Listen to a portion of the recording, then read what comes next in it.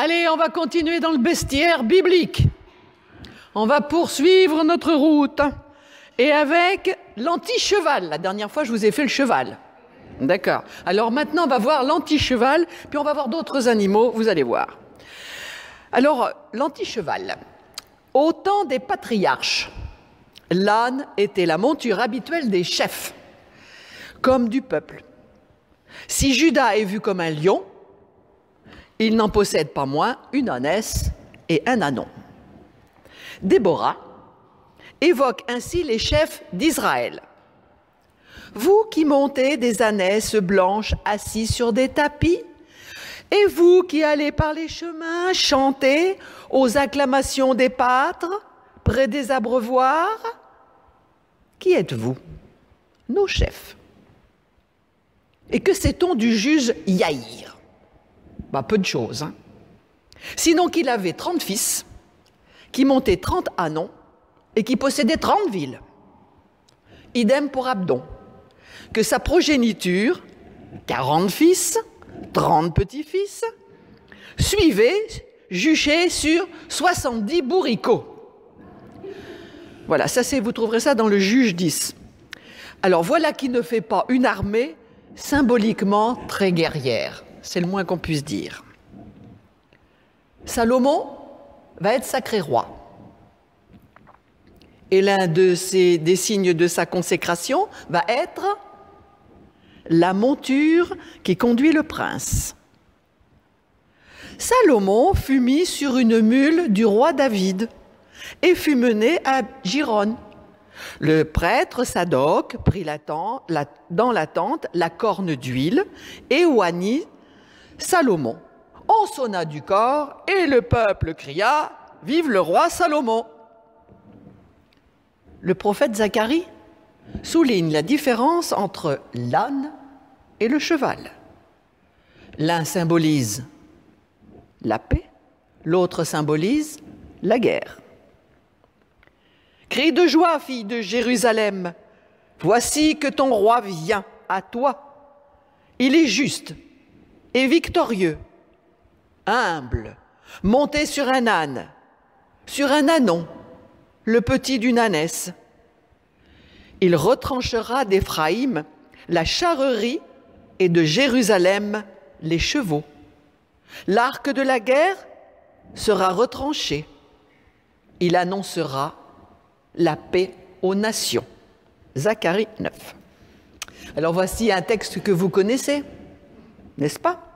Car Matthieu le reprendra en partie pour l'appliquer à Jésus entrant dans Jérusalem le jeudi de l'Ascension. Le Messie, monté sur un âne, demeure une image vivante dans la tradition chrétienne. En insistant sur les clameurs de la foule, « Hosanna, Hosanna !» l'âne, humble animal, devient le porteur du Christ et sera associé au Messie porteur de paix. Voilà pour l'âne. Nous allons nous tourner maintenant vers l'agneau et le bouc. L'agneau, vous connaissez? Bon. L'agneau, alors écoutez bien, l'agneau est l'offrande spontanée d'un peuple de pasteurs. Il doit être mâle et sans défaut, comme tout ce qui est offert à Dieu. Quand vous amenez les bêtes boiteuses ou malades, n'est-ce pas mal, dit-on dans Malachie? De nombreux textes dans le Lévitique et les Nombres saluent le sacrifice de l'agneau holocauste dans le rituel d'Israël. L'agneau des prophètes. La docilité de l'agneau symbolise la parfaite obéissance à la parole divine. Dans le 4e chant d'Isaïe, voilà ce qu'il consacre aux serviteurs de Dieu, et on peut lire. « Tout comme les moutons, nous étions errants, chacun suivant son propre chemin, et le Seigneur a fait retomber sur lui nos fautes à tous, maltraités, il s'humiliait. Il n'ouvrait pas la bouche. Comme l'agneau qui se laisse mener à l'abattoir, comme devant les tondeurs, une brebis muette. Il n'ouvrait pas la bouche. Isaïe 53. Dans le prolongement de cette prophétie, eh bien, le silence de Jésus est éloquent. Quand les témoins viennent face au Sanhédrin pour l'accuser, le grand prêtre lui dit « Tu ne réponds rien ? Qu'est-ce que c'est que ces gens qui attestent contre toi ?» Mais Jésus se taisait. De même, quand Pilate entra dans le prétoire et dit « Tu ne me parles pas ? Ne sais-tu pas que j'ai le pouvoir de te relâcher ou de te crucifier ?» Jésus ne répond pas. L'agneau est un symbole. C'est la victime innocente qui est offerte à Dieu et efface le péché. L'agneau prophétique, symbole du Messie, du Sauveur à venir, du serviteur souffrant. Jean-Baptiste voit Jésus venir à lui et dit « Voici l'agneau de Dieu qui enlève le péché du monde. » Jean 1. Et l'agneau pascal. Pâques, c'est d'abord l'agneau qui donne son sang. Dieu ordonne à Moïse « Vous appliquerez au linteau et aux 2 montants de le sang du bassin, et personne d'entre vous ne franchira la porte jusqu'au matin.